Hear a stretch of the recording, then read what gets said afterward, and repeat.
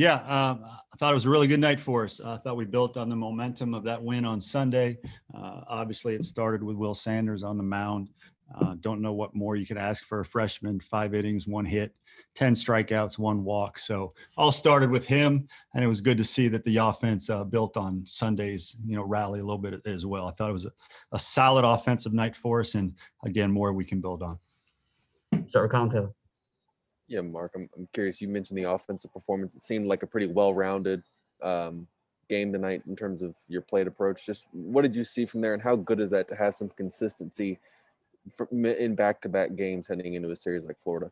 Yeah, it was good. And, the amazing thing is obviously the Citadel, I mean, you look at the scoreboard and the guys that are running out there, 92, next guy, 93, next guy, 92. Just amazing what college baseball has evolved into, where everybody has guys that throw in the low 90s. So I thought it was good for our guys to see that. Obviously, going into Florida this weekend, we'll see even higher than that. But I thought it was good preparation. I thought our guys gave pretty good at bats up and down the lineup.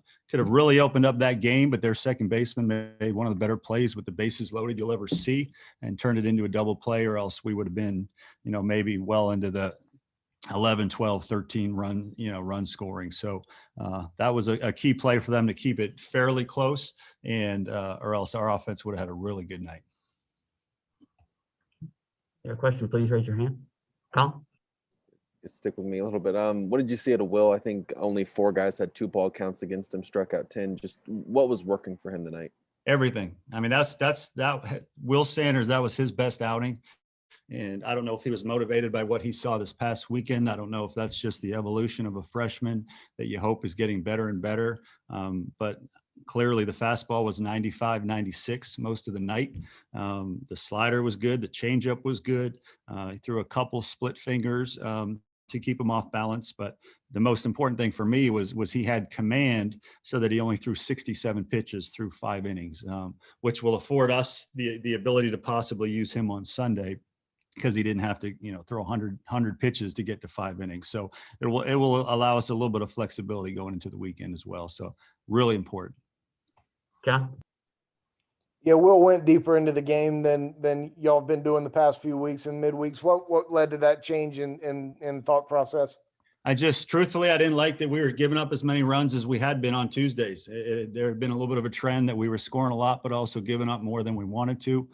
So I wanted all of us to make a statement that Tuesdays are not just to go out there and not be sharp. I want us to be just as good on Tuesdays as we are on the weekend. Weekends we've pitched really well, but Tuesdays of late have not been quite as sharp.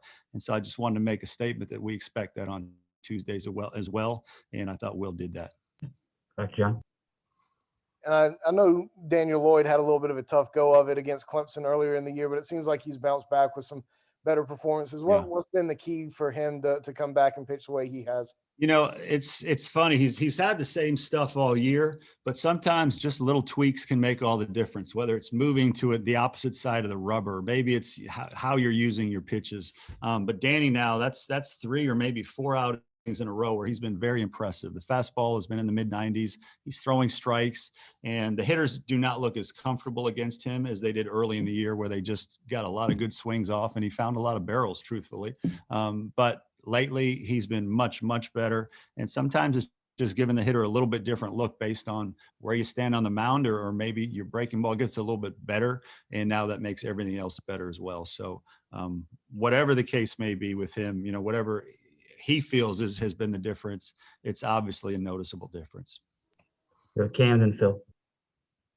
Hey, Coach, can you kind of just describe the importance of your offense being able to jump out to that early lead within those first few innings? Yeah, I thought that was really good, especially when you have a freshman pitcher on the mound. You want to be able to have him be comfortable. And so when you get out and you score 2 in the first inning, and then 1 and then 3, it really allows your freshman to settle in and just attack the zone and let his defense play behind him. So I thought the offense and our starting pitching really complemented each other well today. Phil? You had the 11-game winning streak and everybody was riding high, and then you had the 6-game losing streak, and now you've got a winning streak going. How have your guys kind of handled the up and down nature of this season to date? Have you noticed any waning in confidence, up and down, anything like that? Well, I think human nature is to, when things are going great, you feel maybe a little bit better than you should. And when things are not going your way, you feel a little bit worse than you should. What we've tried to do as a coaching staff is try to keep them as even keel as possible. Continue to talk about it being a marathon, continue to talk about how the big picture is the most important thing. And I think our guys have done a nice job with that. Do we get a little upset? Do we get a little too happy when we win? I mean, again, these are 18 to 22-year-old kids.